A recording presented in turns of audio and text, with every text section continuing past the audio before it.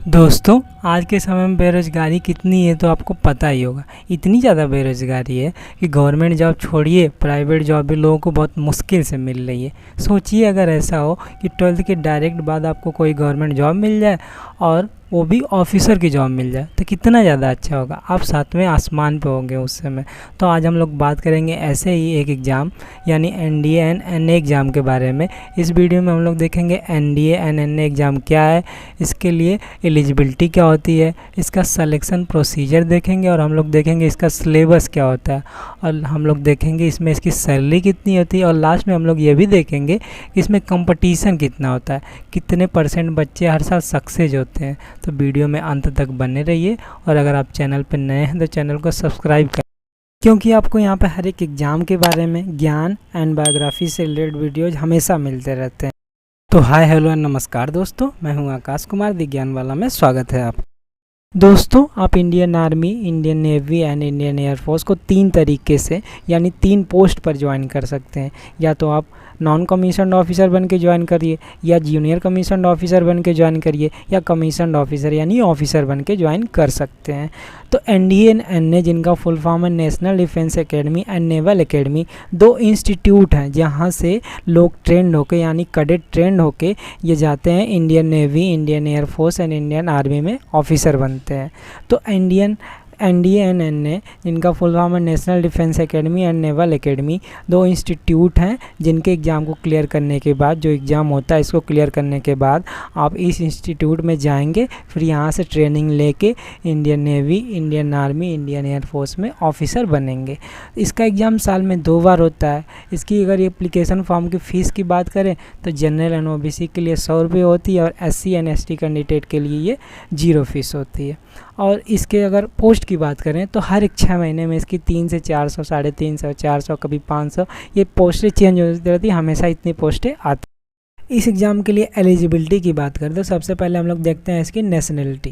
तो नेशनलिटी में या तो आप इंडियन सिटीजन होने चाहिए, या नेपाली सिटीजन होने चाहिए, या आप पर्सन ऑफ इंडियन ओरिजिन यानी PIO हों लेकिन कुछ दिनों के लिए Pakistan, Burma, Sri Lanka, Kenya, Uganda, Tanzania, जोम्बिया, Malvi, जायरे, Ethiopia या वियतनाम में चले गए हों लेकिन अब आप इंडिया में परमानेंटली सेटल होने के लिए आ गए हों। लेकिन याद रखिए, अगर आप पीछे के ये जो ऊपर का हमने बताया जो कंट्रीज़ हैं इसमें अगर चले गए हैं तो आपके पास गवर्नमेंट ऑफ इंडिया का सर्टिफिकेट ऑफ एलिजिबिलिटी होना चाहिए। अगर वो नहीं होगा तो आप इस एग्ज़ाम में नहीं बैठ सकते। लेकिन अगर आप नेपाल के गोरखा कमांडो से हैं तो आपके पास सर्टिफिकेट ऑफ एलिजिबिलिटी की कोई रिक्वायरमेंट नहीं है। अगर वो नहीं होगा तब भी आप एग्ज़ाम दे सकते। अब इसके लिए एज लिमिट की बात करें तो आपकी एज 16.5 से लेकर 19.5 के बीच में यानी 16.5 से 19.5 साल के बीच में होनी चाहिए। और आप अनमैरिड मेल कैंडिडेट होने चाहिए, क्योंकि फ़ीमेल कैंडिडेट के लिए एनडीए अलाउड नहीं है, इसमें फ़ीमेल कैंडिडेट नहीं जा सकती। हालांकि हो सकता है अगले 1 से 2 सालों में इसमें फीमेल कैंडिडेट भी अलाउ हो, फीमेल कैंडिडेट के लिए भी ये सीट आ सकती है इसमें। अब इसकी एजुकेशनल क्वालिफ़िकेशन की बात करें तो आर्मी विंग के लिए इसकी एजुकेशनल क्वालिफ़िकेशन अलग होती है और एयरफोर्स एंड नेवी विंग के लिए इसकी एजुकेशनल क्वालिफ़िकेशन अलग होती है। अगर आप आर्मी विंग के लिए अप्लाई करते हैं तो आपका 10+2 में कोई भी सब्जेक्ट हो या उसमें आप पास होने चाहिए या अपीयरिंग होने चाहिए। सब्जेक्ट कोई भी हो उससे कोई मैटर नहीं है। लेकिन अगर आप एयरफोर्स और नेवी विंग में अप्लाई कर रहे हैं तो आपका 10+2 में पास या अपीयरिंग आप होने चाहिए। लेकिन आपकी जो सब्जेक्ट होनी चाहिए वो फिजिक्स, केमिस्ट्री, मैथ कंपलसरी है।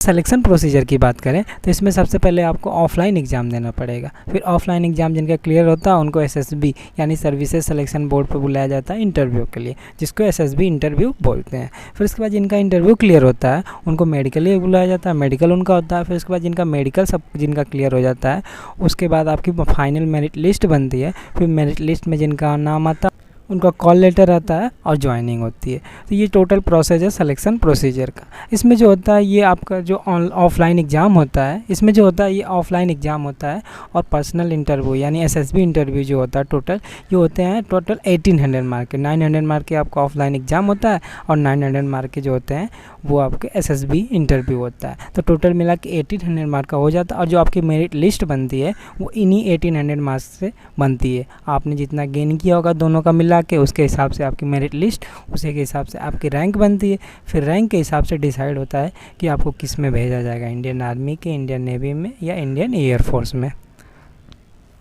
अगर आप चाहेंगे तो एसएसबी पे अलग से वीडियो मैं बना दूंगा, कमेंट बॉक्स में कमेंट कर दीजिएगा। वीडियो आपको एसएसबी इंटरव्यू पे पूरा उसका पूरा प्रोसीजर क्या है वो मैं आपको बता दूंगा।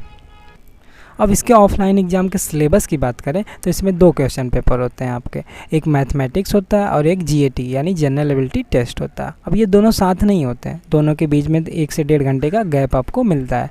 पहले जो होता है वो मैथमेटिक्स होता है, उसके बाद जीएटी होता है। अब मैथमेटिक्स जो होता है उसका सिलेबस जो होता है ये तो होता है 10+2 लेवल का आपका लेवल इसका होता है। इसके जो क्वेश्चन होते हैं 120 क्वेश्चन होते हैं और 300 मार्क के होते हैं, और टोटल टाइमिंग जो होती है उसकी 2.5 आवर यानी 2.5 घंटे होती है।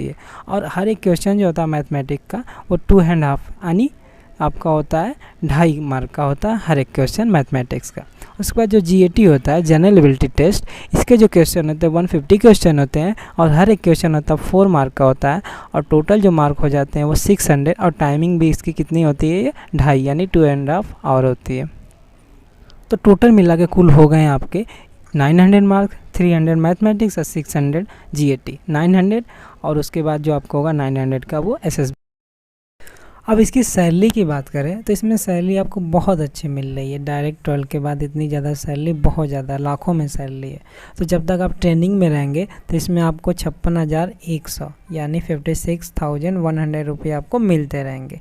उसके बाद जब आप ट्रेनिंग छोड़ेंगे, आपकी ट्रेनिंग ख़त्म होगी, तो आपका जो पे स्केल होगा वो 56,100 से लेके 1,77,500 रुपीज़ के बीच में होगा।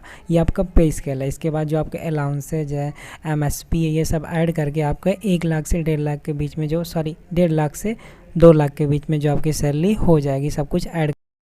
दोस्तों और लास्ट में हम लोग देखते हैं इसमें कंपटीशन कितना है। दोस्तों कंपटीशन मैं इसलिए बताता हूँ कि आप लोग इसको देखें और ये जाने कि इसमें कितने बच्चे हर साल जाते हैं और कितने सक्सेस होते हैं, और अपने आप को देखें कि आप कहाँ पे हैं।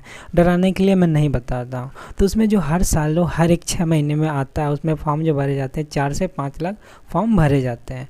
अब उन 4 से 5 लाख फॉर्म में से 2 से 3 लाख लोग जो होते हैं, बच्चे जो होते हैं, वो एग्ज़ाम देने जाते हैं।